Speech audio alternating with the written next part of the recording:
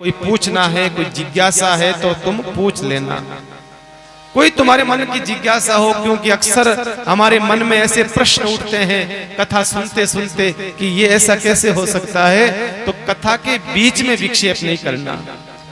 शास्त्र कहता है कि जो भी आपके मन में कोई प्रश्न उठा है, मैंने कहा प्रश्न उठना अच्छी बात है, कोई गलत बात नहीं, लेकिन कथा के बीच में विक्षेप करना ये नामा अपराध है, ये एक अपराध है। कथा के बाद में आप अपनी जिज्ञासा रख सकते हैं। तो पंडित जी ने कथा के बाद में फिर कहा कि भाई जिस किसी को भी जो कुछ भी पूछना है तुम पूछ सकते हो, तुम्हारे मन की जिज्ञासा का समाधान मैं कर सकता हूं। तो एक दिन की बात है, पंडित जी रोज कहते थे भाई पूछना हो तो पूछ लीजिए, पूछना हो तो पूछ लीजिए। आज मीरा भाई विचार करियो कि पंडित जी रोज कहे पूछ लीजिए, तो आज पंडित जी ने पूछ ही लेवा। एक दिन जब कथा विश्राम हुई, सब जाने लगे। अब महाराज बुढ़े बुढ़े लोग थे, वो सोचते कि 2 घंटे में वैसे ही परेशान हो गए महाराज, तो महाराज कथा गाता रहे, आप परेशान हो गए। तुरंत वो तो अपने कपड़े झाड़ करके अपने अपने प्रसाद लेकर के अपने अपने घर भाग जाते। लेकिन आज जो है मीराबाई जी ने, बाबोसा भी उठ गए। उसी समय मीराबाई ने कहा बाबोसा, ओ बाबोसा, बाबोसा। बाबोसा ने कहा बोलो बेटा, मन की पूछना है, बात करो बेटा। बाबोसा मन की पूछना है।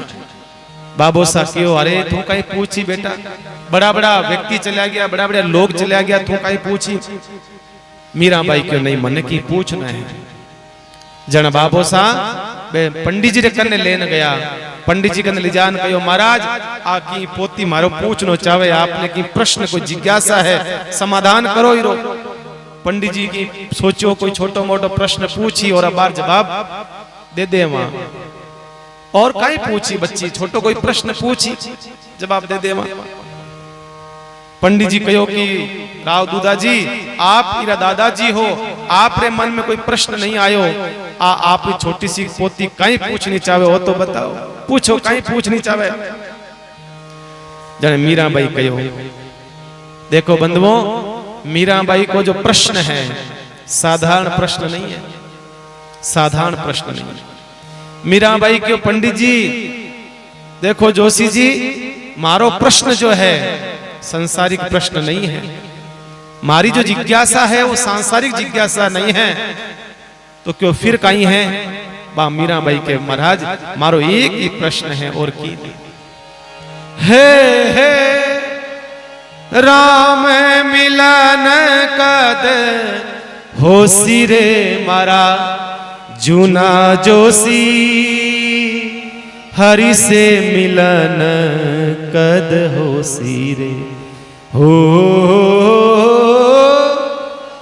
राम मिलन कद होसी रे मारा जूना जोशी, जोशी जोशी हरि से मिलन कद होसी रे। ओहो जोशी जी क्यों बेटा, माता में काला का धोड़ा आएगा, 55 की अवस्था होगी, लेकिन आज तक प्रश्न बहुत सुनिया पर एड़ो प्रश्न आज तक नहीं सुनियो बेटा। ओ कहीं पूछो तू, अरे आज तक बहुत जिज्ञासु आया हमारे सामने, पर एड़ो प्रश्न कोई नहीं पूछो बेटा। तू तो प्रश्न कहीं पूछो, बहुत बड़ी बात पूछ ली हैं, बहुत बड़ी बात पूछ ली तू तो। जोशी जी माता खाज करवा लगा। जोशी जी को बेटा हकीकत बात तो आ है कि मारी इतनी अवस्था होगी, मने भी भगवान अभी तक मिलिया नहीं। क्यों? क्योंकि दीपक के नीचे अंधेरो है। हकीकत में कथा तो मैं कई वर्षा से सुनाऊं, पर मने खुद नहीं पता बनी कि मन भगवान कद मिली। पर एक बात कहूं बेटा, मेरे को भगवान मिले ना मिले, पर इस बुढ़े ब्राह्मण का तेरे को आशीर्वाद है कि तुझे भगवान जरूर मिलेंगे बेटा। मुझे भगवान मिले ना मिले बेटा, पर तुझे भगवान जरूर मिलेंगे। जनबा मीराबाई कहो महाराज इया नहीं, बात ने रप्पा दप्पा मत करो, ढंगू बताओ पछे था बार रोजी ना कहो पूछ लो पूछ लो पूछ लो, आज थाने पूछ्यो और था के वो पची नहीं चल। मीराबाई के देखो महाराज था सोचो कि मीरा जकी है फोगट में पूछी आकी देवे तो है कोनी, रुपयो 2 रुपयों की भेंट पूजा करे कोनी। आप यहाँ मत समझियो, यहाँ मत समझियो आप, मैं राव दूधा जी की पोती हूं, आपने यहाँ प्रश्न नहीं पूछो। मीराबाई के देखो महाराज विधि विधान पूछो थाने। आवो जोशी जी मारे बैठो आंगणे। मीराबाई कहवे संता को जो पद्धति है कोई प्रश्न पूछने को, यूं ही नहीं कि महाराज खड़ा खड़ी प्रश्न पूछ ले, वो नहीं। मीराबाई कहवे महाराज यह प्रश्न नहीं पूछो आपने। हे आवो जोशी जी मारे आंगणे बिराजो, अरे बात सुनाओ थारी पोथी जी। महाराज थाने बढ़िया तरीका से घर में मैं पधरावनी करवाऊं था की, और था किताब लेना आई जो, और महाराज घर के आंगना रे बीच रे मायने सुंदर सो बाजोट लगाऊं था के मास्ते, और सामने एक और बाजोट लगाऊं बीरे माते था को जो है आपकी पोथी जकी है बा विराजमान कर दियो। और महाराज बीरे बाद रे मायने आप मार जिज्ञासा रो समाधान कर दियो। और हाँ एक बात और है महाराज, भूखा पेट तो भजन नहीं वे, तो पहली में आपने अजी खीर खांडेरा जोशी जी जिमण जिमाऊ, खीर खांडेरा जोशी जी थाने जिमण जिमा। जोशी जी भोजन भी कराऊं थाने, भोजन में कहीं बनाऊं, बोलो बच्चे खीर। किसी खीर अमेरिकन गाय दी को नहीं, बढ़िया देसी गाय री मरा दूध री। भाई खीर तो खीर देसी गाय री, बाकी तो की मतलब नहीं। कई बाया लेन आवे खींचड़ो लावे के महाराज खींचड़ो लेन आई था कमास्ते, कर्मारो खींचड़ो, कर्मा बायालो खींचड़ो। मैं पूछा घी किसियो है कि घी महाराज डेरी आलो है, तो भाई थारो खींचड़ो कहीं काम रो भाई, कर्मारो खींचड़ो कोरो, कर्मारो खींचड़ो नहीं होनो चाहे। बीरे मायने कर्मारो भाव, बीरे मायने कर्मा वालो घी देसी गाय रो जना वो खींचड़ो काम रो है, नहीं तो भाई भगवान ने चोखो नहीं लागे। केवनो सोरो है भाई, कर्मारो खींचड़ो बनाई दियो, मैं तो केवनो सोरो है।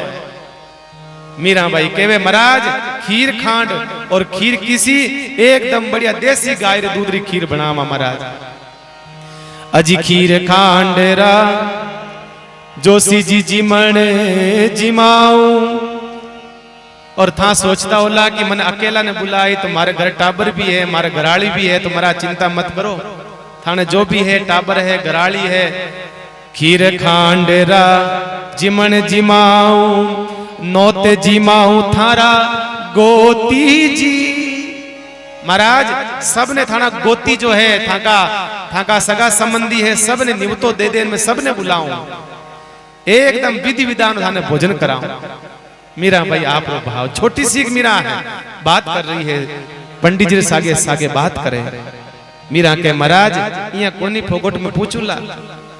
पंडित जी कहे देखो देखो महाराज छोटी सी एक टींगरी बात केड़ी करे, छोटी सी मीरा बड़ी प्यारी प्यारी बात। महाराज मन ठा है, मन मारवाड़ी परंपरा है, कहीं परंपरा है भोजन कराने के बाद रे मायने कहीं बोलो बोलो दांत घसाई देवनी चीज है। मीरा भाई के मन सब ठा है महाराज, तो यहाँ मत समझियो कि कोरो भोजन कराई प्रो मन विदा कर दे तिलक कार्ड नहीं महाराज, थाने पूरी तरीका से 5 मोहरी दिखेना दिरावा। हे 5 मोहरी दिखेना दिरावा, हीरा जड़ावा था की पोथी। महाराज थाने 5 सोनारी मोरा भेंट करूं। अब भाई भी जमाना रे मायने 5 मोरा घनी होती, और बे सोना की मोरा 5 सोनारी मोरा थाने महाराज भेंट करूं। और कहीं करूं तंठा है आ था के जगी आ किताब है नी आ किताब बारे पढ़ी रहे तो मैं एकदम बढ़िया चांदी की था के आ पढ़िए नी आ चांदी को नहीं हो था ध्यान रख निजो लगटी चांदी आंदी को नहीं भाई हो चांदी को जोड़ है ऊपर महाराज था के बढ़िया सुंदर जो है पोथी ने हीरा मोती जड़ा दे क्योंकि राजा की पोती है कोई कमी नहीं घर में कई प्रकार से कोई कमी नहीं। तो महाराज आपने 5 सोनारी दक्षिणा मैं भेंट करूं और आपकी जगह पोती है बिने हीरा मोती जड़ दे मैं। और पच मीराबाई क्यों न लगी महाराज एक बात और कहूं कहा मीराबाई के महाराज मन ठा है कि आपने जीवन में ब्राह्मण ने की मोटो दान देना चाहिए तो एक काम करूं महाराज। अरे दूध पीवण ने जोशी जी थाने गाय दिलाओ अरे दूध पीवण ने जोशी जी थाने गाय दिलाओ भोजन करण ने थारे पाट जिया भोजन करण ने थारे पाट जी हे राम मिलन कद होसी रे मारा जूना जोशी हरि से मिलन कद होसी जी हो। महाराज मैं थाने भोजन करने के लिए बढ़िया सुंदर सो चांदी रो पाटियो बाजोटियो थाने में भेंट करूं और थाने एक बढ़िया गाय देव महाराज देसी गाय दूध पीऊं ने। बाई मीरा केवे प्रभु गिरधर नागर हे बाई मीरा केवे प्रभु गिरधर नागर अरे माने हरि मिलिया ही सुख होसी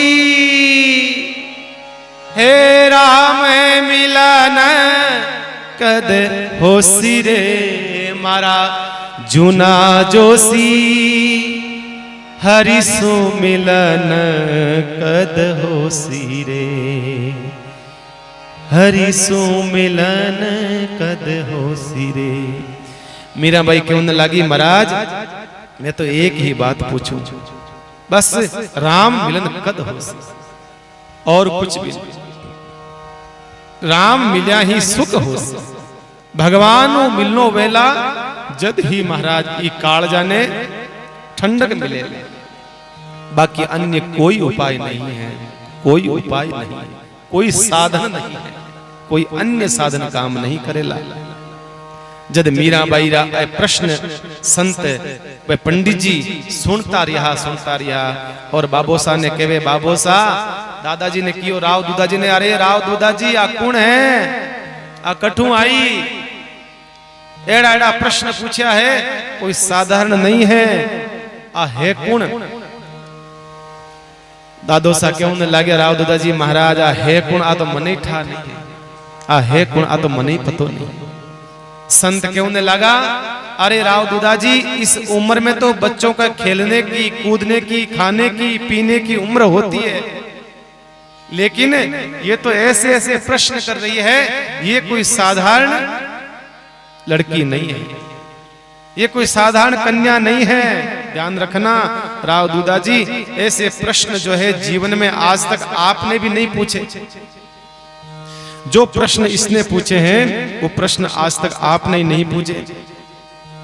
बताइए आप राव दूदाजी के महाराज बात तो सही है मैं तो कोई विचार करूं कि आ है तो महाराज संत कहो कि एक बात कहूं राव दूदाजी आ जो भी है मने तो यहाँ लागे कि आ कोई भगवान री बिछड़ी कोई गोपी है कोई भगवान से बिछुड़गी आ गोपी है परमात्मा की। और एक बात कहूं दूसरी बात और आ है राव दूदाजी आ आपकी संपत्ति नहीं है आ आपकी संपत्ति नहीं है इन कभी भी कैद करके मत रखना ये कैद करने योग्य वस्तु नहीं है इसको स्वतंत्र रखना ये कुछ बहुत बड़ा कोई कार्य करने वाली है ये ध्यान रखना ये आपकी संपत्ति नहीं है महाराज। मतलब वो संत कहना चाहते हैं कि ये संपत्ति परमात्मा की है, ठाकुर जी की है, ये परमात्मा को सौंप देना। कहीं न कहीं वो संत ये संदेश दे रहे हैं, इशारा कर रहे हैं रावदूदा जी को कि ये परमात्मा की तरफ अगर जाना चाहे तो इसको जाने देना, जाने देना, जाने देना। ये मीराबाई, संतों ने ऐसा मीरा का भाव, उन जोशी जी ने हाथ जोड़ दिया मीरा से, कहा मीरा बेटा अब ये तो मुझे पता नहीं है कि भगवान कद मिली थने, पर मारो आशीर्वाद है कि थने भगवान जरूर मिलेला, वो मारो आशीर्वाद है। पंडित जी आशीर्वाद दे और पंडित जी जो है रावदूदा जी ने कहो, रावदूदा जी अब मैं चालूं और कभी समय मिलियो तो जरूर मैं ये मीरा का दर्शन करने आऊंगा।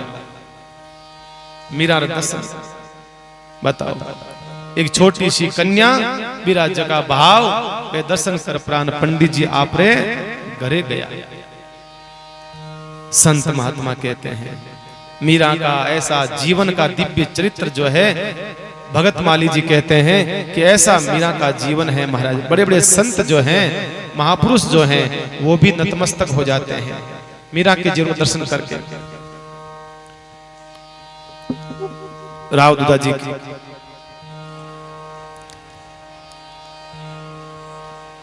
मीरा जो है जब भी कोई खेल खेलती ही भगवान के सामने खेलती और सखियों से दूर रहती थी। कई सखियां आती थी राजमहल में मीरा जी के साथ खेलने के लिए, लेकिन मीराबाई किसी के साथ कोई खेल नहीं खेलती, बस वो ठाकुर जी के मंदिर में चली जाती, चाहे मंदिर के अंदर वहां जाकर कोई न कोई खेल खेलती बस।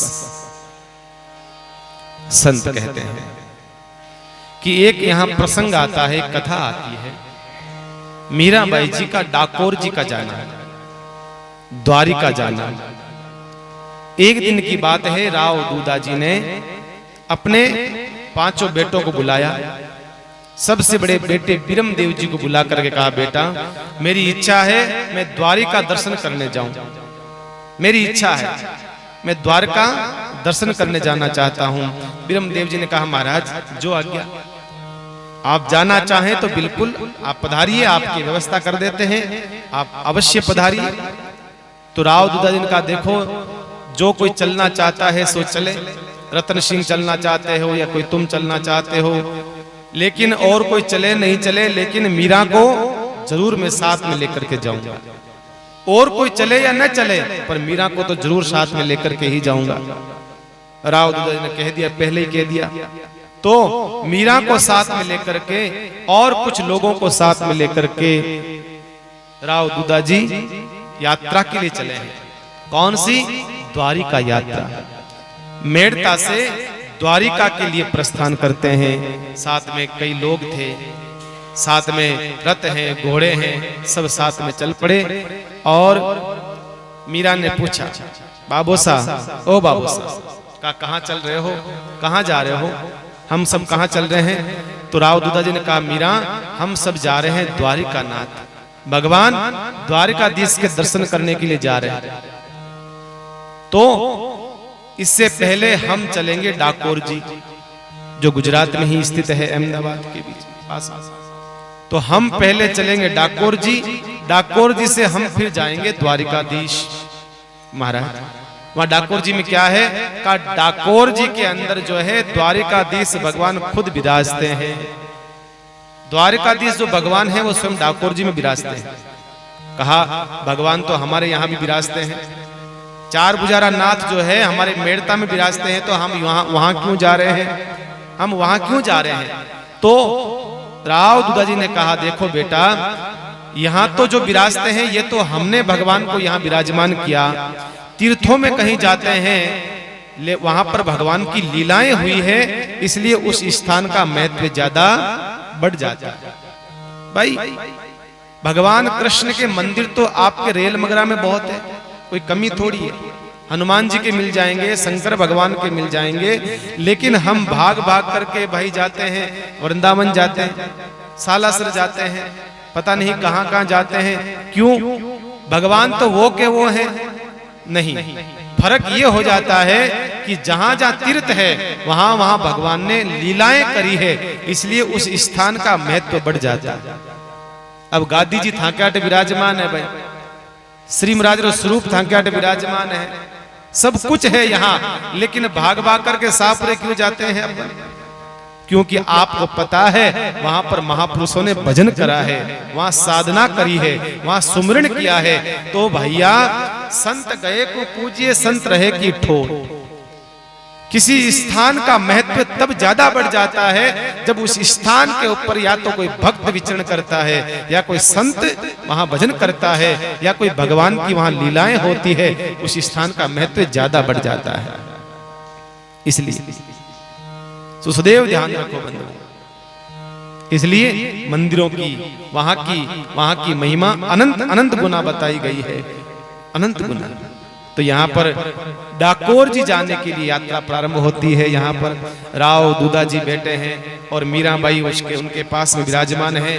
तो मीराबाई ने पूछ लिया, बाबोसा, ओ बाबोसा, बाबोसा का बोल बेटा, का डाकोर जी कौन है, ये कहां से आए हैं, इनकी क्या कहानी है, क्या कथा है, ये तो बताओ। बराबर भाई, हम किसी तीर्थ में जाएं, उस तीर्थ की महिमा नहीं जाने तो फिर तीर्थ जाने का कोई मतलब नहीं। संतों ने कहा है पथश्रम, बस आप तीर्थ इसलिए गए हो, आपने पथश्रम हुआ है बस आपको, बस और कोई मतलब नहीं। जब भी तीर्थों में जाओ, तीर्थों का महत्व समझो। हम वृंदावन जाएं तो वृंदावन का महत्व समझो कि वृंदावन कैसे बना। हम कहीं द्वारिका जाएं तो द्वारिका पता करो कि कैसे बना, इसकी महिमा क्या है, यहाँ ठाकुर जी ने कौन सी लीला करी है, यहाँ कौन सी लीलाएं हुई है, उसको समझो। हमें तो कोई मतलब ही नहीं, बस हम तो चल पड़े। क्योंकि मुझे लगता है आजकल ज्यादा कहीं जाने का कारण हो गया सिर्फ पिकनिक हो गया महाराज। संत कहते हैं घूमने फिरने के लिए मत जाना, मंदिरों में जब भी जाओ, तीर्थों में जब भी जाओ, मन में एक भगवान की भक्ति का भाव लेकर के जाना, तब तो वो तीर्थ में गई हुई यात्रा आपकी सफल है। अन्यथा कोई मतलब नहीं है महाराज। 100% आपको उसका पुण्य नहीं मिलेगा। ठीक है आप गए हैं, बाकी 100% उसका पुण्य मिलने वाला नहीं है। इसलिए जब भी तीर्थों में जाओ, कोई के पुष्कर जा रहे हैं, कोई के बद्री विशाल जा रहे हैं, हमें यही नहीं पता है कि पुष्कर की कहानी क्या है, उसका इतिहास क्या है, बद्री विशाल का इतिहास क्या है, कौन सी लीलाएं हुई है वहां कैसे भगवान बद्रीनारायण वहां विराजे। तो कहने का मतलब है, मीराबाई बड़ा अच्छा प्रश्न कर रही है। मीराबाई हमारे और आपके जैसे नहीं है। आजकल लोग ज्यादातर किस लिए जाते हैं, आप देखना, जब ही मई जून की छुट्टियां होती हैं भीड़ लग जाती है तीर्थों में। कारण लोग सोचते हैं कि भाई अब पिकनिक मनाने चलते हैं, घूमने चलते हैं, इसलिए तीर्थों की महिमा घटने लग गई। तीर्थों की महिमा आज इसलिए कम हो गई कि हम लोग जो हैं सिर्फ घूमने के बहाने से जाते हैं, घूमने के बहाने से, कभी नहीं। हम जब भी जाएं हम इस भाव से जाएं।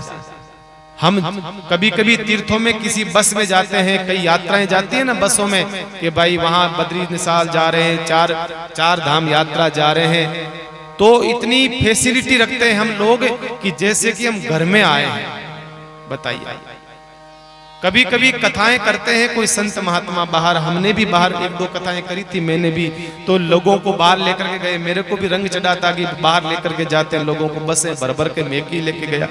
तो महाराज जो सुविधा घर में नहीं होती है वे सुविधा बट मांगे, महाराज रुपया दिया, पैसा दिया, हाँ बताओ आप भाई, ये कोई बात थोड़ी होती। भगवान के वहां तीर्थों में गए हैं तो प्रयास करो कि उस शरीर को सुख कम मिले और भजन में ज्यादा वो शरीर लगा हुआ रहे, तब तो वो गया हुआ सार्थकता है। बाकी तो कोई मतलब नहीं है। संत कहते हैं कोई मतलब नहीं है जाना। जाओ तो कम से कम वहां कुछ न कुछ सेवा का भाव रखो, सेवा का भाव रखना चाहिए। इसलिए आपने देखा होगा भगवान जब गए थे रावण से युद्ध करने के लिए महाराज, तो सेना लेकर गए थे बंदरों की। भगवान बड़े समझदार थे भाई, बंदरों की सेना लेकर, उनको पता था कि इंसानों को ले जाएंगे तो कहेंगे सुविधा दो, खाना है, रहना है, सारी सुविधा दो। भगवान ने कहा बंदर ठीक है, ना तो कोई खाने पीने की व्यवस्था करनी पड़े, ना कोई समस्या। इसलिए तो भाई तीर्थों में जब भी जाओ, किसी प्रकार की अव्यवस्था भी हो जाए तो कोई किसी प्रकार का मन में अलग विचार भाव नहीं होना चाहिए। यूं सोचना चाहिए कि हम तीर्थों में आए हैं, अगर आराम ही करना होता तो घर ही बहुत था, हैं? तो यहां पर वर्णन आता है कि मीराबाई ने प्रश्न पूछा, बड़ा सुंदर प्रश्न पूछा कि बाबूसा एक बात बताओ, ये डाकोर जी तो हम जा रहे हैं, पर डाकोर जी की महिमा क्या है आप ये बताओ। बाबूसा ने कहा बहुत अच्छा प्रश्न पूछा, और हकीकत में महिमा आप लोगों को पता ही नहीं होगी महाराज। डाकोर जी कुण कुण किया, हाथ खड़ा करो भाई। डाकोर जी, हाँ बताओ भाई। गिनती का 1-2 लोग गया, और जगह गया मैंने पूछा कि कहीं महिमा है, तो भाई पतो को नहीं महाराज। हकीकत में द्वारिकाधीश जो भगवान है वही डाकोर जी में विराजते हैं। अभी हम जाते हैं ना, तो द्वारिकाधीश असली जो भगवान है द्वारिकाधीश, वो डाकोर जी में बैठे हैं। मीराबाई से राव दुदाजन का बेटा मीरा, देखो सुना रहे हैं संवत 1100 में, बहुत पुरानी घटना उनसे पहले की, 400-500 वर्ष पहले की बता दी, उन मीराबाई के होने से पहले मीराबाई को कहा संवत 1100 में एक क्षत्रिय रहते थे जिनका नाम था विजय सिंह जी, और उनकी पत्नी का नाम था गंगाबाई जी। दोनों बड़े भगवान कृष्ण के परम भक्त थे, द्वारिकाधीश के भगत थे। वो कई बार द्वारिकाधीश भगवान के वहां दर्शन करने जाया करते थे, लेकिन प्रबोधिनी एकादशी, जिसको हम कहते हैं देव उठनी एकादशी, उस दिन वो लोग क्या करते थे, मस्तक के ऊपर दोनों पति पत्नी अपने मस्तक के ऊपर तुलसी का बिरवा, तुलसी का पौधा मस्तक पर रख करके बिना चप्पल पहन करके वो द्वारिकाधीश की यात्रा डाकोर जी से करते थे। ध्यान से सुनिएगा, डाकोर जी की कथा सुना रहा हूं। तो रोज वो जो जब भी साल में प्रबोधिनी एकादशी आती थी, तो पैदल बिना चप्पल के मस्तक के ऊपर तुलसी जी का बिरवा रख करके वो पैदल जाते थे द्वारिकाधीश। ऐसे करते करते उनकी उम्र हो गई 72-75 साल की। अब चलना होता नहीं है, छाले पड़ जाते हैं, पैरों में पपोले पड़ जाते हैं, वृद्ध अवस्था हो गई, श्वास फूलती रहे, परेशान होते हैं। फिर भी उनकी श्रद्धा है कि जब तक शरीर में प्राण रहेगा तब तक मैं भगवान के यहाँ आना नहीं छोड़ूंगा। तो भगवान भाई भक्तों का दुख कभी सहन नहीं देख सकते, कभी सहन नहीं होता है। एक दिन जब द्वारिकाधीश के वहां पर भगवान के वहां पधारे, एकादशी को जागरण हो रहा था रात्रि को, उस समय सब लोग सो गए थे, तब वो भी सो गए थे, विजय सिंह जी और गंगाबाई। उसी समय रात्रि के सपने में भगवान आए, किसके? विजय सिंह जी के। उठा करके कहा द्वारिकाधीश ने, अरे विजय सिंह जी। विजय सिंह जी ने कहा, अरे प्रभु आप कहा? कहा कि मैं आपसे नाराज हूं। विजय सिंह जी से कहा भगवान, मैं आपसे नाराज हूं। विजय सिंह जी ने कहा, प्रभु आप नाराज? अरे हमसे क्या गलती हो गई, ऐसी क्या अपराध हो गया कि आप हमसे नाराज हो? कहा कि तुम्हारी 75 वर्ष की उम्र हो गई है, फिर भी तुम इस प्रकार से पैदल आते हो, परेशान होते हो। अब मत आया करा करो, बंद कर दो, छोड़ दो, वहीं बैठे बैठे मेरा भजन करा करो, मैं वहीं तुम्हारे वहां उपस्थित हो जाऊंगा। तब विजय सिंह जी ने कहा, प्रभु कोई गलती हुई तो बता दीजिए, आपके दर पर आना आप मना करते हो तो ऐसा मत करिए। जब तक विजय सिंह के शरीर में प्राण रहेंगे तब तक तो मैं आता रहूंगा, जब प्राण चले गए तो समझना कि विजय सिंह नहीं आया। भगवान ने कहा, नहीं नहीं मत आओ। कहा, नहीं प्रभु ये तो सेवा रहने दो, मैं तो आऊंगा आऊंगा। तो भगवान ने कहा, एक काम करो विजय सिंह जी, एक काम करो, मैं तुम्हारे वहां चल लेता हूं, तुम मुझे वहीं ले चलो, अपने डाकोर जी ले चलो, ताकि यहाँ आने की आवश्यकता न पड़े। तो विजय सिंह जी ने कहा, प्रभु ये कैसे हो सकता है? प्रभु ये पंडे मुझे मार देंगे, ये पंडे हालत खराब कर देंगे मेरी महाराज। भगवान ने कहा, अरे वो सब मैं देख लूंगा, तुम चिंता मत करो, मैं खुद चलना चाहता हूं, तुम्हें किस बात की चिंता, मैं खुद चलना चाहता हूं। विजय सिंह जी ने कहा, महाराज मेरी तो हिम्मत नहीं ले जाने की, कौन झगड़ा करे इनसे। भगवान ने कहा, नहीं मुझे डाकोर चलना है, बस मैं तुम्हारा दुख दर्द नहीं सहन सकता, बस मुझे चलना है। अब भगवान मचल गए। आप जानते हो कृष्ण भगवान तो मचलने के बाद भाई किसी की बात नहीं माने। कहा मुझे चलना है, तो एक काम करना विजय सिंह जी, अगली एकादशी को जब आओ तो पैदल मत आना, रथ लेकर के आना। आपका जो है बैलगाड़ी वो बैलगाड़ी लेते आना, उसके अंदर जो है आप मंदिर के जो पीछे गर्भगृह के पीछे जो छोटी सी खिड़की है, उस खिड़की के वहां पर आप गाड़ी लगा देना। मैं मंदिर के पीछे से उस गाड़ी में आकर के बैठ जाऊंगा और आप सीधा मुझे डाकोर जी लेकर के चले जाना। ये सत्य घटना बता रहा हूं, भगतमाल का प्रसंग है। तो अब महाराज विजय सिंह जी को तो घबराहट हो रही है, थर थर कांप रहे, प्रभु ये कैसे होगा? कहा डरो मत, मैं सब करना जानता हूं, चलो अगली बार ध्यान रखना। ठीक है। और इधर जो है विजय सिंह जी और गंगाबाई वापस डाकोर जी आ गए। गंगाबाई से कहा विजय सिंह जी ने, अरे सुनती हो? कहा बोलो। कहा कि ऐसी ऐसी रात्रि को घटना घटी, भगवान आना चाहते हैं डाकोर जी, क्या करें? गंगाबाई ने कहा, अरे तो क्या हो गया, हमारे को भगवान आगे होकर के आना चाहते हैं तो भगवान को क्यों रोक रहे हो, आने दो। कहा कि वो पंडे पुजारी का भगवान सब देख लेगा, चिंता मत करो, आप तो आने दो भगवान को। अगली बार जब चलेंगे तो गाड़ी लेकर के चलेंगे। अगली एकादशी आई, प्रबोधनी एकादशी आई। अगली बार जब आए तो भगवान के लिए वो बैलगाड़ी लेकर के आए। बैलगाड़ी लाए तो गाड़ी के अंदर जो है बहुत सारा घास बिछा दिया, उस घास के ऊपर कपड़ा लगा दिया ताकि भगवान को तकलीफ नहीं हो। और गाड़ी ला करके कहां लगाई? उस मंदिर के गर्भगृह के पीछे, जहां भगवान का पीछे का जो खिड़की होती है वहां पर उन्होंने वहां लगा दी, गाड़ी लगा दी। और रात्रि को सत्संग होने लगा, जागरण होने लगा। सत्संग जागरण हुआ रात्रि के 12, 1, 2 बजी। सत्संग करते करते सब सो गए, सबको नींद आ गई। विजय सिंह जी भी सो गए, गंगाबाई भी सो गई, दोनों सो गए। उसी समय भगवान उठे, भगवान ने उठाया विजय सिंह जी को, उठो विजय सिंह जी जगो। अरे प्रभु का चलो मैं पीछे आ रहा हूं, आप आओ। अब विजय सिंह थर थर कांप रहे हैं, डर रहे हैं, घबरा रहे हैं। क्यों?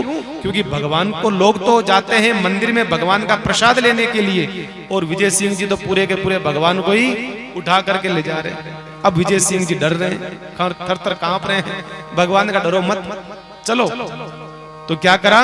विजय सिंह जी ने गाड़ी लगाई हुई थी, भगवान पीछे के उस खिड़की में से आए और भगवान विजय सिंह जी की गाड़ी में बैठे और सीधा गाड़ी जो है विजय सिंह जी चलाने लगे। डाकोर जी की ओर गाड़ी जाने लगी, बढ़ने लगा वो विजय सिंह जी की बैलगाड़ी। ऐसे होते होते सवेरा हो गया, सवेरा हो गया। सवेरा हुआ तो इधर पंडे जो पुजारी है पट खोला भगवान का दर्शन का, पूजा का, उनका स्नान आदि के लिए। उस समय क्या देखा?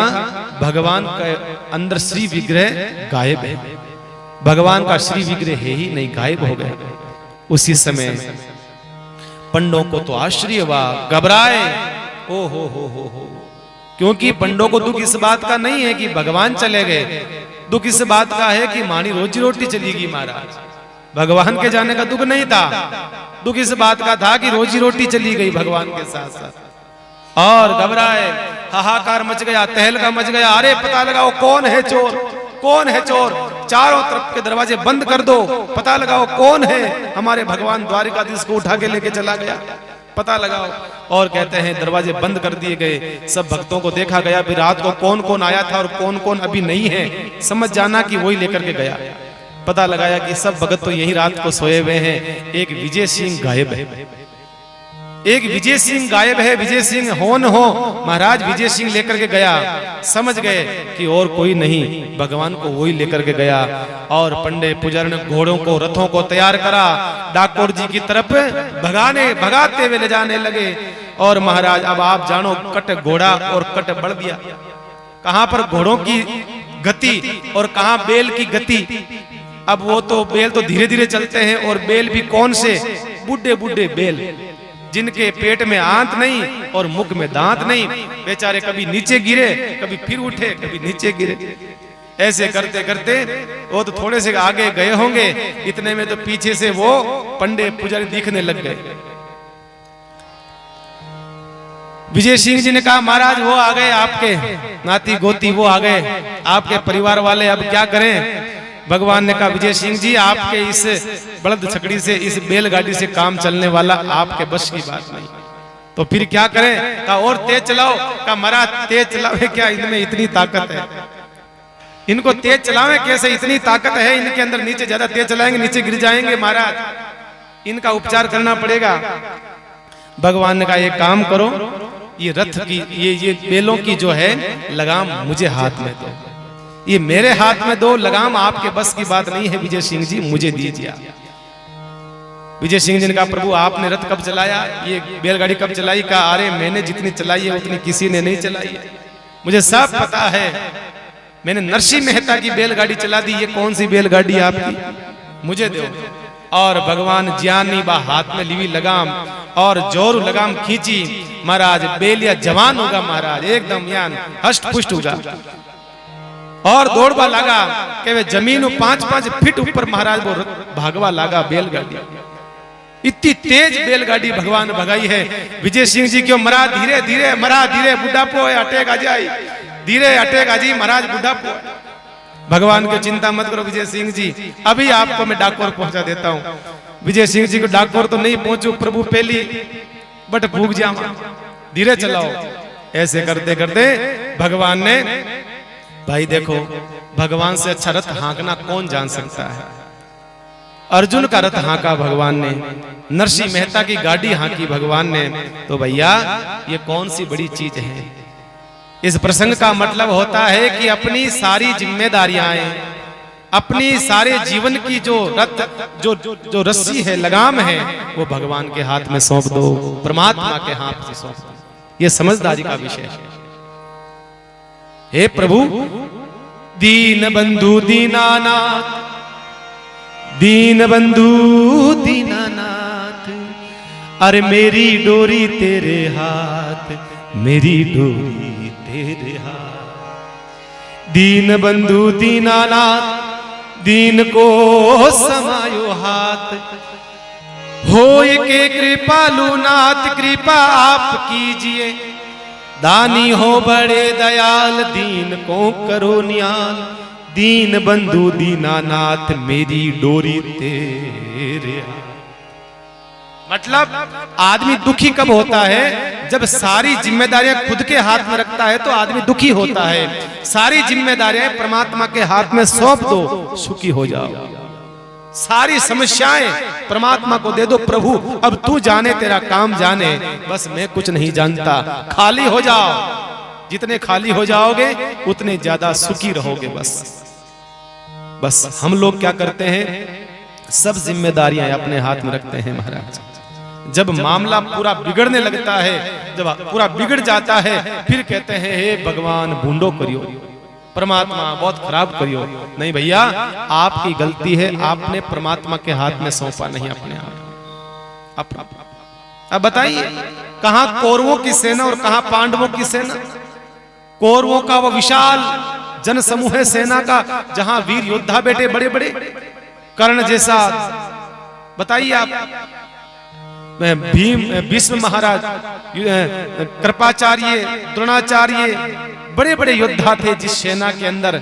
इतने वीर तो इस पांडवों की सेना में भी नहीं थे, लेकिन उन पांडवों की सेना की पूरी रथ की लगाम जो थी वो भगवान के हाथ में थी। भगवान जैसा कहते थे अर्जुन वैसा करता था और पूरे पांडव वैसा करते थे। बताइए सारी सेना जो थी भगवान की वो नारायणी सेना कौरवों ने ले ली। शाप कह दिया दुर्योधन ने। कृष्ण भगवान से कहा प्रभु, भगवान ने पूछा क्या चाहिए तुम दोनों को।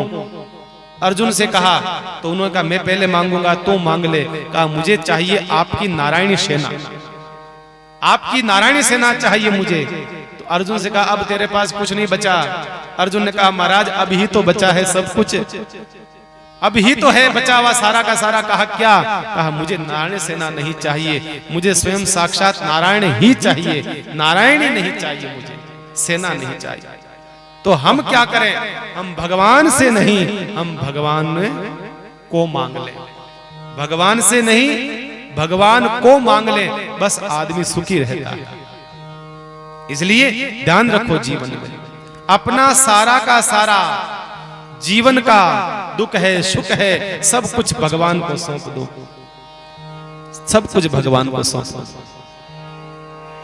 जो कुछ करता राम जी, जो कुछ करता राम जी मैं कछु करता ना, राम चरण जो मैं करूं हो, राम चरण जो मैं करूं बड़ी चूक मुझ मां, बड़ी चूक मुझ मां। जो कुछ करता राम जी, जो कुछ करने वाला है परमात्मा के हाथ सौंप दे, बस यही समस्या समाधान हो जाएगा हर समस्या का।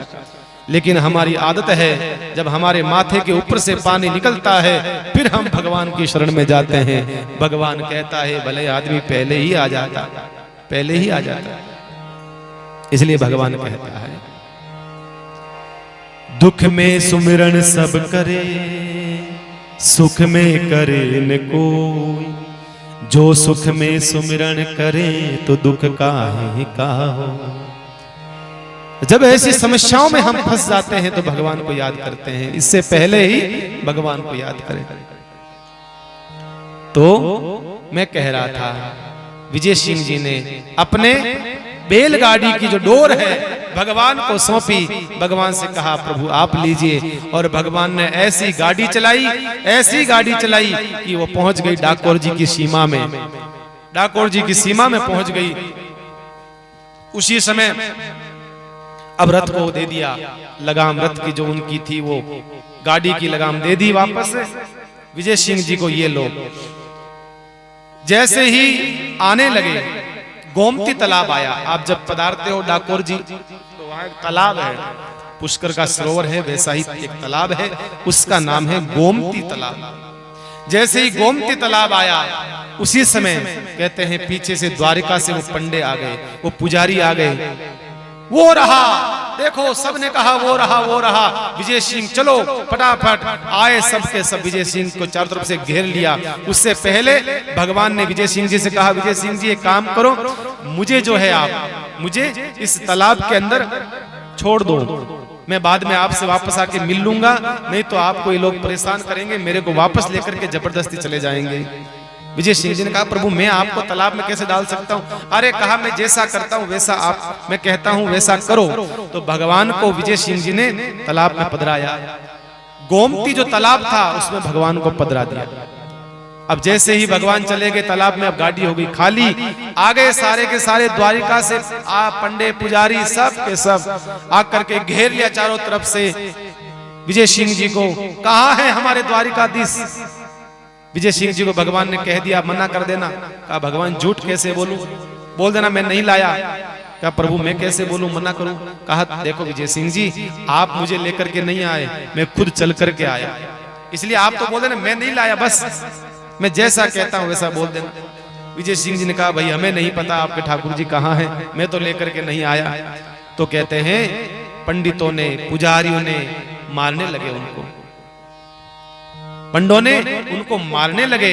इतना मारा इतना मारा इतना मारा, तालाब में भगवान को सहन नहीं हुआ और भगवान जोर से जो है उस तालाब के अंदर से बाहर निकले और बाहर निकल करके भगवान उस गोमती तालाब के बीच में एक स्थान है, उस स्थान के ऊपर भगवान आकर के खड़े हुए। भगवान ने कहा खबरदार मेरे भक्त को किसी ने मारा तो कोई नहीं मारेगा मेरे भक्त को। भगवान ने सबको फटकार लगाई है, सबको फटकार। भगवान ने कहा अरे शर्म आनी चाहिए तुम लोगों को, तुम मेरे भक्त को नहीं मार रहे हो, तुम मुझे मार रहे हो। कहा भगवान आपको हमने कब हाथ लगाया? भगवान ने कहा देखो मेरे भक्त के जितने शरीर पर अंग पर तुमने चोट लगाई है ना, मारा है ना, वो सारी चोट मेरे शरीर के ऊपर लगी हुई है। देखा तो सारा का सारा जो विजय सिंह जी को मारा था वो सारी चोट भगवान के शरीर पर लगी हुई देखी। बहुत दुख हुआ और भगवान के रक्त आने लगा। भगवान के रक्त से सारा जो पानी है गोमती तालाब का सारा लाल हो गया। कहा भगवान का देखो वो सारा रक्त जो है मेरा है। सब पंडे पुजारियों ने भगवान के चरणों में गिरकर माफी मांगी। भगवान से कहा प्रभु हमें क्षमा करो, प्रभु हमें क्षमा करो, हमसे क्या अपराध हो गया, हमसे ऐसी क्या गलती होगी जो आप द्वारिका को छोड़ करके आप डाकोर जी पधार गए। भगवान ने कहा देखो भाई तुम मुझसे प्रेम नहीं करते हो। कहा प्रभु हम तो बहुत प्रेम करते हैं। कहा मेरे से प्रेम नहीं करते हो, तुम मेरे चढ़ावे से प्रेम करते हो। अगर मेरे से प्रेम करते तो तुम्हारी और कोई भक्ति होती, तुम स्वार्थ की पूजा करते हो, इसलिए मैं द्वारिका नहीं जाऊंगा। अब मैं द्वारिका नहीं जाऊंगा। भगवान ने मना कर दिया कि मैं द्वारिका जाने वाला नहीं हूं, मना कर दिया। संत कहते हैं उसी समय सब पुजारियों ने भगवान के चरण पकड़ लिए। भगवान से कहा, प्रभु आप नहीं चलेंगे तो फिर द्वारिका में क्या होगा? अरे आपकी महिमा है, द्वारिकाधीश द्वारिकाधीश द्वारिकाधीश। भगवान ने कहा, भाई जो भी है, अब मैं तो द्वारिका में जाने वाला नहीं हूं, मैं तो विजय सिंह के पास में रहूंगा। इनकी भक्ति से मैं प्रभावित हो गया हूं, तो मैं तो यहीं रहूंगा। कहा, प्रभु हमारे जीने का कोई साधन, फिर हमारा घर बार, हमारा परिवार, हम क्या करेंगे महाराज? बर्बाद हो गए हम तो। आपके कृपा से तो हमारा भरण पोषण होता था, सब पंडे पुजारियों का। प्रभु अब हम क्या करेंगे? भगवान का चिंता मत करो, एक काम करो, आज से 6 महीने के बाद, भगवान कह रहे हैं आज से 6 महीने के तत्पश्चात है, द्वारिका के पास में लाडवा ग्राम है, लाडवा ग्राम के पास ही बरधनी नाम का एक स्थान है। उस स्थान से आपको एक मूर्ति जमीन में से प्राप्त होगी। 6 महीने बाद उस मूर्ति को निकालना और वो आप द्वारिका के मंदिर में विराजमान कर देना। अब द्वारिका का जो मंदिर है उसमें आप वो मूर्ति विराजमान कर देना। चले, ठीक है। अब भगवान की जैसी इच्छा, भगवान खुद रहना चाहता है डाकोर जी में, तो भाई भगवान को कौन ले जा सकता है? कौन ले जा सकता है भगवान? जैसी भगवान आपकी इच्छा, जैसी आप। और भगवान वहां से अंतर्ध्यान हो गए और वो मूर्ति जो है वहीं विराजमान रही। जब पंडे पुजारियों ने विजय सिंह जी से कहा, देख विजय सिंह, हम भक्तों को प्रसाद देते हैं, लेकिन तुम तो पूरे हमारे द्वारिकाधीश उठा के लेकर के आ गए प्रसाद के रूप में। अब हमने इतना कुछ बलिदान करा है तो हमें भी तो कुछ तुम दो। उन्होंने कहा, प्रभु हमारे पास में क्या है? कुछ नहीं है, हम क्या दे सकते हैं आपको? हमारे पास तो कुछ नहीं है। तो पंडे पुजारी ने कहा कि हमारी गृहस्थी 6 महीने तक कैसे चलेगी भाई? अब 6 महीने बाद भगवान आएंगे वापस द्वारिका में, तो हम 6 महीने तक हम क्या करेंगे? तो कहा, एक काम करो विजय सिंह जी, भगवान की मूर्ति के बराबर हमें सोना तोल करके दे दो, मूर्ति के बराबर सोना तोल के दे दो, हम हमारे 6 महीने जो है हम हमारा काम चलाएंगे। तो विजय सिंह जी ने कहा, हमारे पास तो इतना सोना कहाँ है जो हम दे सके? कहा, जो भी है देना पड़ेगा, कुछ भी दो, देना तो पड़ेगा, खाली हाथ हम जाने वाले नहीं है, कुछ तो कुछ देना पड़ेगा। विजय सिंह जी ने अपनी पत्नी से कहा, अरे सुनती हो कुछ घर में है? कहा, कुछ नहीं है। कुछ भी नहीं है? कहा, कुछ नहीं है। तब कहा, एक काम करो, मेरे नाक में जो है नथ, नाक में जो है पहनते हैं नथ है ना, वो नथ है, आप कहो तो वो दे दे। कहा, ठीक है, जो भी है। कहा, पर ये तो सुहाग है, मेरा सुहाग का चिन्ह है। तो विजय सिंह जी ने कहा, अरे पागल, हमारा सुहाग तो परमात्मा है, असली सुहाग तो हमारे पास में आया हुआ है, अब इसका क्या करेगी? दे दे। तो अपनी पत्नी ने, उनकी पत्नी ने वो दे दिया। एक तुला के अंदर एक तरफ वो रख दिया नथ को, एक तरफ ठाकुर जी के श्री विग्रह को रख दिया।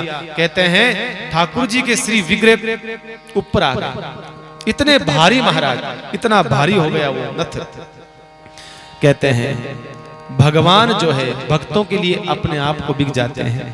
उसी समय उनकी आंखें खुल गई पंडे पुजारियों की। कहा, नहीं नहीं नहीं नहीं नहीं, नहीं ये नहीं चाहिए, छोड़ो, हमें तो हमारे ठाकुर जी मिल जाएंगे, हम तो इसी में आनंदित हैं, इसी में आनंदित हैं। तो बंधुओं, मैं कह रहा था कि असली जो द्वारिकाधीश भगवान है वो कहां पधार गए? डाकोर जी। और द्वारिका के अंदर जो है लाडवा ग्राम के पास में बरधनी नाम का स्थान है, वहां से एक श्री विग्रह प्राप्त होता है जो वहां पर विराजमान हो जाता है द्वारिका में। तो जब भी दर्शन करने जाओ, डाकोर जी के दर्शन करो तो यूं समझना कि मैं द्वारिकाधीश का दर्शन कर रहा हूं। रणछोड़ भगवान का बोल, रणछोड़ भगवान की। वहां पर जो है पधार गए हैं परमात्मा ठाकुर जी, महिमा अनंत हो जाती है। जैसे हम श्रीनाथ द्वारा में सुनते हैं, श्रीनाथ जी भगवान का प्राकट्य कहां हुआ था? वहां जहां पर भगवान ने पर्वत उठाया था, भगवान का ब्रज में, वृंदावन के पास में, गिरिराज धरण में। भगवान श्रीनाथ जी का तो प्राकट्य वहां हुआ था, लेकिन कथाएं आती है कि भगवान वहां से यहां पधार गए। तो असली श्रीनाथ जी जो है वहां नहीं है, असली जो श्रीनाथ जी का स्वरूप है वो यहां है, असली स्वरूप। तो एक कथा के बदले दो कथा देखिए आप। मीरा का चरित्र सुन रहे थे, उसके साथ साथ में हमें एक और कथा सुनने को मिल गई डाकोर जी महाराज, भगवान रणछोड़ भगवान की बड़ी सुंदर कथा हमें साथ साथ में मिल गई। यूं समझो कि एक के साथ में एक फ्री, कभी कभी ऑफर आता है ना कि भाई एक के साथ में एक फ्री, वो वाला।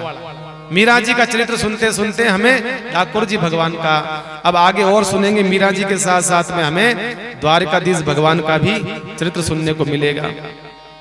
मीराबाई जैसे ही डाकोर जी पधारी है अपने दादोसा के साथ में, दादोसा को कहा दादोसा अब समझ में आया कि डाकोर जी भगवान कौन से हैं, अब समझ में आया कि असली जो है द्वारिकाधीश भगवान है।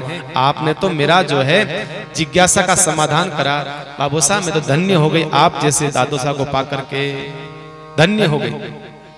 जब दर्शन करा है डाकोर जी का, उस समय आंखों में अश्रु धारा बह चुकी। बाबूसा ने कहा बेटा मीरा, ठाकुर जी को अपना पद नहीं सुनाएगी?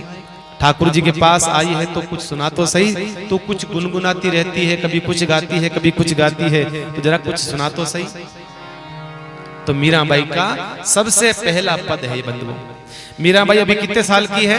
लगभग 3.5 साल की उम्र है मीरा की, 4 साल की उम्र है। 4 साल की उम्र में सबसे पहला पद संभवतः संतों का ऐसा मत है, सबसे पहला भजन जो मीराबाई ने गाया अपने जीवन काल का, वो सबसे पहला पद डाकोर जी में जाकर के स्वरचना, अपनी खुद की रचना है, वो सुना रही है।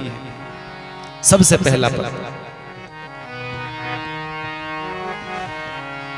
भगवान के सामने हाथ जोड़ करके बड़े भाव के साथ मीराबाई कह रही है, हे प्रभु बसोनी मोरे नैनन में नंदलाल, बसोनी मोरे नैनन में नंदलाल, नैनन में नंदलाल, नैनन में नंदलाल, बसोनी मोरे नैनन में नंदलाल, बसोनी मोरे नैनन में,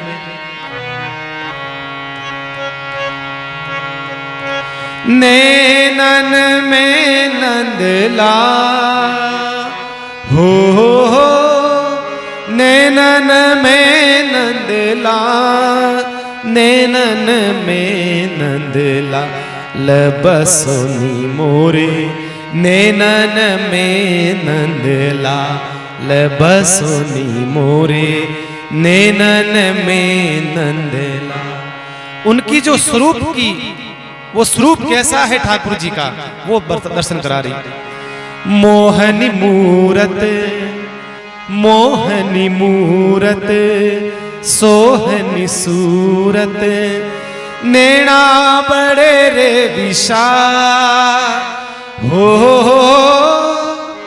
नैना बड़े रे विशाल, नैना बड़े रे विशाल, अधर सुदारस मुरली बाजे, अधर सुदारस मुरली बाजे, गलबे जंती माल, हो गलबे जंती माल, बसोनी मोरे नैनन के नंदलाल, बसोनी मोरे नैनन के नंदलाल। और क्या कहा? अरे शूद्र घंटिका कटी तट, क्षुद्र घंटिका कटी तट, शोभित नुपुर सबद रसाल, शोभित नुपुर सबद रसाल, मीरा प्रभु संतन सुखदाई। क्योंकि छोटी सी मीरा थी तो पद भी छोटा है, सिर्फ 2 अंतरे।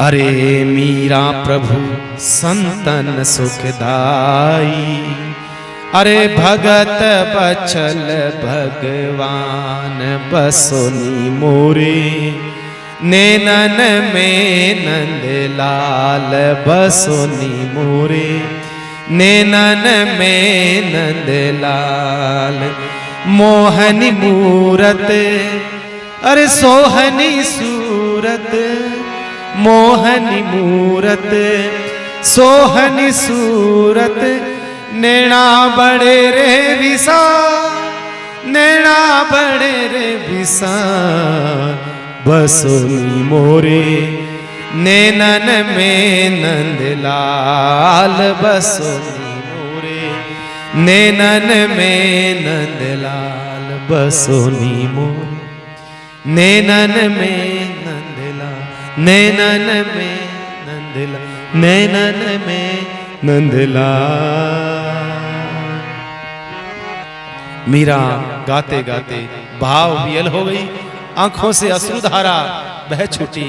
बाबोसा भी हाथ में करताल लेकर के नृत्य करने लगे।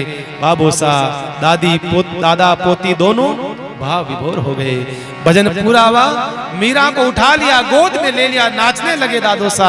वाह मीरा, वाह मीरा, वाह धन्य हो गया, मैं धन्य हो गया, मीरा धन्य हो गया।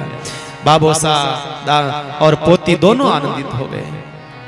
साथ में आए और जो पुजारी थे वो सब देखने लगे उनके आनंद को। मीरा इस भाव से भर जाती है। मीरा को लगा कि कोई मेरा जन्म जन्म का कोई संबंध है, इससे जन्म जन्म का कोई नाता है, मुझे ऐसा लगता है इसको कहीं देखा है।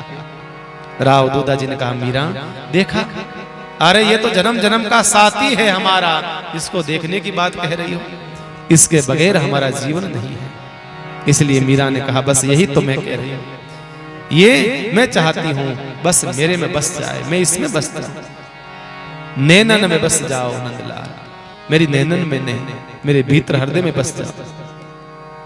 नाभाजी महाराज प्रसंग सुनाते हुए कहते हैं इस प्रकार से मीरा का जो है पहला पद अपने जीवन काल का ये पद बताया है, मीरा के जीवन का। मीरा ने पद सुनाया और मीरा कोई पद लिखती नहीं थी। हमारे जैसे भजन लिखते हैं ना भाई, भजन राइटर होता है, नीचे लिख करके तैयार करते हैं, नहीं। मीरा तो जैसा ठाकुर जी का दर्शन करती थी वैसा ही मीरा के हृदय में से वैसा ही भजन बन जाता था। ये मीरा का भाव था। जैसे सूरदास जी महाराज ठाकुर जी का जैसा श्रृंगार होता था वैसा दर्शन कर करके भजन को तैयार कर देते थे।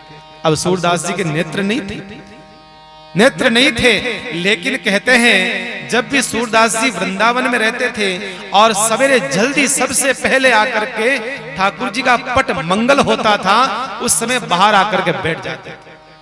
अभी पट खुलने में देर है, लेकिन पट खुलने से पहले वो सारा भजन गा देते थे कि आज ठाकुर जी ने कौन सा श्रृंगार धराया है, आज ठाकुर जी ने कौन सा पीताम्बर पहना है, आज ठाकुर जी ने कौन सी पगड़ी पहनी है। सारा श्रृंगार जो है वो भजन बना करके बता देते थे। पंडे पुजारी कहते वाह महाराज, और जैसे ही खोल करके देखते तो वो का वो श्रृंगार निकलता। तो इन भक्तों की बाहर की आंखों से कोई संबंध नहीं था, इन भक्तों के चरम चक्षुओं से कोई संबंध नहीं था, इनकी भीतर की आंखें खुल चुकी थी। इसलिए भगवान का श्रृंगार देख लिया करते थे महाराज, बाहर बैठे बैठे अपनी कुटिया से देख लिया करते थे। तो मीरा ने जो पद बनाए हैं, जो भी भजन बनाए हैं, वो मीराबाई जी ने कोई लिखे नहीं है, पहले रीडिंग नहीं, पहले तैयारी नहीं, कुछ भी नहीं। मीरा ने बस अपना भाव आवेश में जैसा भजन बना, भगवान का श्रृंगार देखा और लिख देती थी। इस प्रकार से मीराबाई की आज डाकोर जी, आज मीराबाई ने रेवण दो, आज तो रोको एक रात तो डाकोर जी मीराबाई को। कल हम द्वारिका चलेंगे, मीराबाई को द्वारिका का बताएंगे कि द्वारिका कैसे बसी है। गोमती द्वारिका, भेंट द्वारिका, कितनी द्वारिका है? 2 द्वारिका है। अब हमें पता ही नहीं है कि दोनों का क्या क्या महत्व है, कौन से भगवान कहाँ रहते हैं, हमें पता नहीं। हम कल की कथा में द्वारिका का महत्व समझेंगे और मीरा जी के साथ में द्वारिका की यात्रा हम लोग करेंगे बड़े भाव के साथ में। सभी भक्तों से निवेदन है ज्यादा से ज्यादा, देखो भाई अपनों जो शरीर है, अपनों जो बॉडी जो बनाई ना भगवान ने, कागज की नहीं है, ठीक है ना। या नहीं सोचना कि बरसात आए भाई आज तो कल चाल, हाँ ऐसा नहीं है। हमारे शरीर की त्वचा जो है खराब नहीं होगी, इसलिए बरसात आती है तो आने दो भाई, क्या दिक्कत है। छतरी लेकर के या अन्य साधन के द्वारा आप लोग कथा में आओ, सब कुछ छूटे पर कथा सत्संग नहीं छूटे, ऐसा आप लोग प्रयास करिएगा। सभी भाइयों से और माता से निवेदन है ज्यादा से ज्यादा आप लोग कथा में पधारें। आइए 2 मिनट भगवान का नाम।